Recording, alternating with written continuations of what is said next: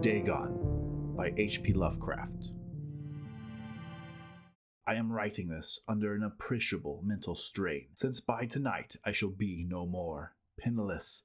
At the end of my supply of the drug which alone makes life endurable, I can bear the torture no longer, and shall cast myself from this garret window into the squalid street below. Do not think from my slavery to morphine that I am a weakling or a degenerate. When you have read these hastily scrawled pages, you may guess, though never fully realize, why it is that I must have forgetfulness or death. It was on the most open and least frequented parts of the broad Pacific that the packet of which I was supercargo fell a victim to the German sea raider. The Great War was then at its very beginning, and the ocean forces of the Hun had not completely sunk to their later degradation, so that our vessel was made a legitimate prize, whilst we of her crew were treated with all the fairness and consideration due us as naval prisoners. So liberal indeed was the discipline of our captors, that 5 days after we were taken, I managed to escape alone in a small boat with water and provisions for a good length of time. When I finally found myself adrift and free, I had but little idea of my surroundings.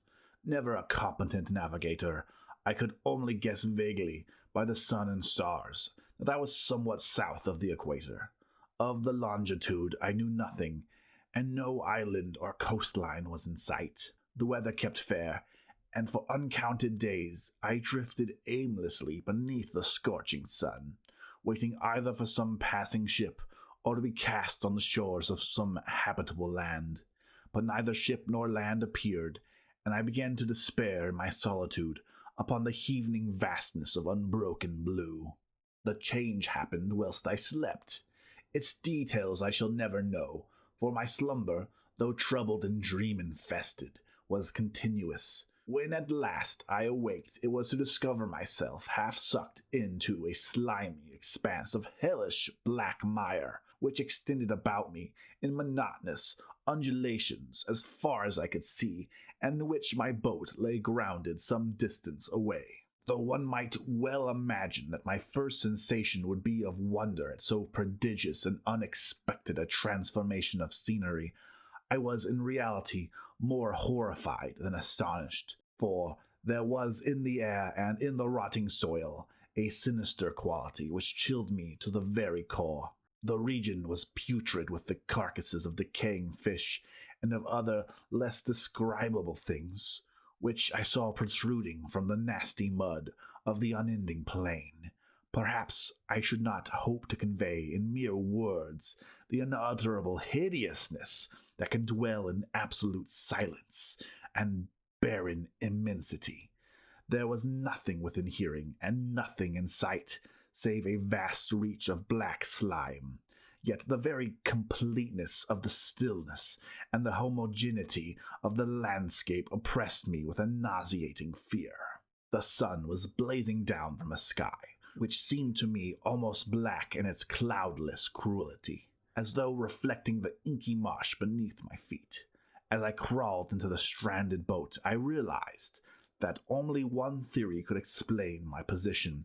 Through some unprecedented volcanic upheaval, a portion of the ocean floor must have been thrown to the surface, exposing regions which for innumerable millions of years had lain hidden under unfathomable watery depths. So great was the extent of the new land which had risen beneath me that I could not detect the faintest noise of the surging ocean, strain my ears as I might, nor were there any seafowl to prey upon the dead things. For several hours I sat thinking or brooding in the boat, which lay upon its side and afforded a slight shade as the sun moved across the heavens. As the day progressed, the ground lost some of its stickiness and seemed likely to dry sufficiently for traveling purposes in a short time.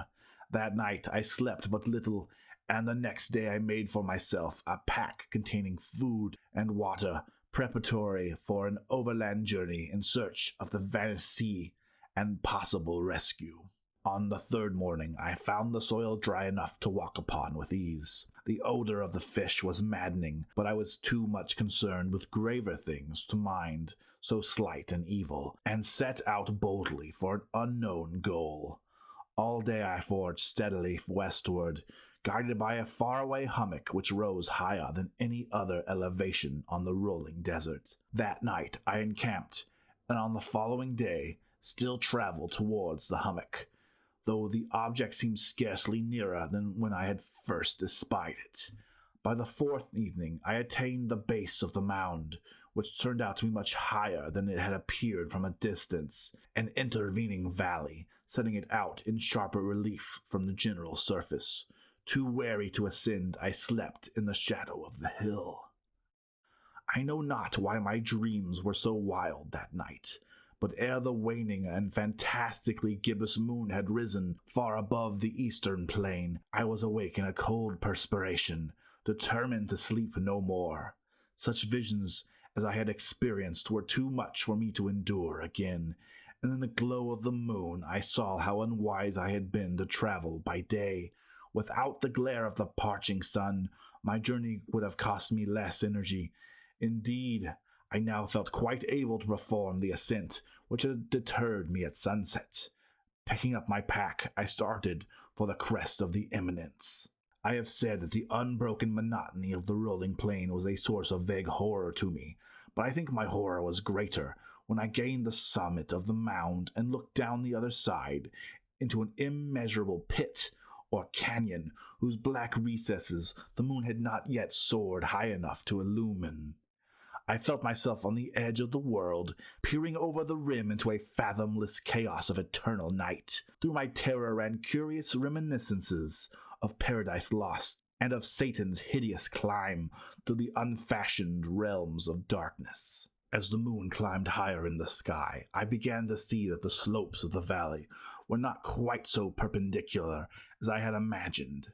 Ledges and outcroppings of rock afforded fairly easy footholds for a descent, whilst after a drop of a few hundred feet, the declivity became very gradual.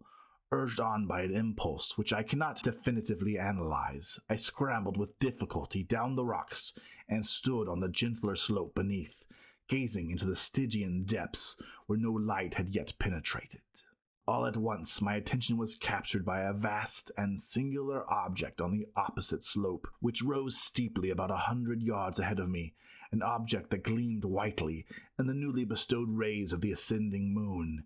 That it was merely a gigantic piece of stone I soon assured myself, but I was conscious of a distinct impression that its contour and position were not altogether the work of nature. A closer scrutiny filled me with sensations I cannot express, for, despite its enormous magnitude and its position in an abyss which had yawned at the bottom of the sea since the world was young, I perceived beyond a doubt the strange object was a well-shaped monolith whose massive bulk had known the workmanship and perhaps the worship of living and thinking creatures. Dazed and frightened, yet not without a certain thrill of the scientist or archaeologist's delight, I examined my surroundings more closely. The moon, now near the zenith, shone weirdly and vividly above the towering steeps that hemmed in the chasm, and revealed the fact that a far-flung body of water flowed at the bottom, winding out of sight in both directions, and almost lapping against my feet as I stood on the slope. Across the chasm, the wavelets washed the base of the cyclopean monolith, on whose surface I could now trace both inscription and crude sculptures. The writing was in a system of hieroglyphics unknown to me, and unlike anything I had ever seen in books, consisting for the most part of conventionalized aquatic symbols such as fishes, eels, octopi, crustaceans, mollusk, whales, and the like. Several characters obviously represented marine things which are unknown to the modern world, but whose decomposing forms I had observed on the ocean-risen plain. It was the pictorial carving, however, that did most to hold me spellbound. Plainly visible across the intervening water, on account of their enormous size, were an array of bas-relief whose subjects would have excited the envy of a Doré. I think that these things were supposed to depict men, at least a certain sort of man, though the creatures were shown disporting like fishes in the waters of some marine grotto, or paying homage at some monolithic shrine which appeared to be under the waves as well. Of their faces and forms I dare not speak in detail, for the mere remembrance makes me grow faint, grotesque beyond the imagination of a Poe or a Bulwer. They were damnably human in general outline, despite webbed hand and feet, shockingly wide and flabby lips, glassy, bulging eyes, and other features less pleasant to recall. Curiously enough, they seemed to have been chiseled badly out of proportion with their scenic background, for one of the creatures was shown in the act of killing a whale, represented as but little larger than himself. I remarked, as I say, their grotesqueness, their strange size, but in a moment decided that they were merely the imaginary gods of a primitive fishing or seafaring tribe, some tribe whose last descendant had perished eras before the first ancestor of the Piltdown or Neanderthal man was born. Awestruck at this unexpected glimpse into a past beyond the conception of the most daring anthropologist, I stood musing whilst the moon cast queer reflections on the silent channel before me. Then suddenly I saw it. With only a slight churning to mark its rise to the surface, the thing slid into view above the dark waters. Vast, Polyphemus-like, and loathsome, it darted like a stupendous monster of nightmares to the monolith, about which it flung its gigantic scaly arms, and whilst it bowed its hideous head and gave vent to certain measured sounds. I think I went mad then. Of my frantic ascent of the slope and cliff, and of my delirious journey back to the stranded boat, I remember little. I believe I sang a great deal, and laughed oddly when I was unable to sing. I have indistinct recollections of a great storm sometime after I reached the boat. At any rate, I know I heard the peals of thunder and other tones which nature utters only in her wildest moods. When I came out of the shadows, I was in a San Francisco hospital, brought thither by the captain of the American ship which had picked up my boat in mid-ocean. In my delirium, I had said much, but found that my words had been given scant attention. Of any land upheaval in the Pacific, my rescuers knew nothing, nor did I deem it necessary to insist upon a thing which I knew they could not believe. Once I sought out a celebrated ethnologist, and amused him with peculiar questions regarding the ancient Philistine legend of Dagon, the fish god, but soon perceiving that he was hopelessly conventional, I did not press my inquiries. It is at night, especially when the moon is gibbous and waning, that I see the thing. I tried morphine, but the drug has given only transient release, and has drawn me into its clutches as a hopeless slave. So now I am to end it all, having written a full account for the information or the contemptuous amusement of my fellow men. Often I ask myself if it could not have all been a pure phantasm, a mere freak of fever, as I lay sun-stricken and raving in the open boat after my escape from the German man-of-war. This I ask myself, but ever does there come before me a hideously vivid vision in reply. I cannot think of the deep sea without shuddering at the nameless things that may, at this very moment, be crawling and floundering on its slimy bed, worshipping their ancient stone idols and carving their own detestable likeness on a submarine obelisk of water-soaked granite. I dream of a day when they may rise above the billows, to drag down in their reeking talons the remnants of a puny, war-exhausted mankind, of a day when the land shall sink, and the dark ocean floor shall ascend amidst universal pandemonium. The end is near. I hear a noise at the door, as of some immense slippery body lumbering against it. It shall not find me.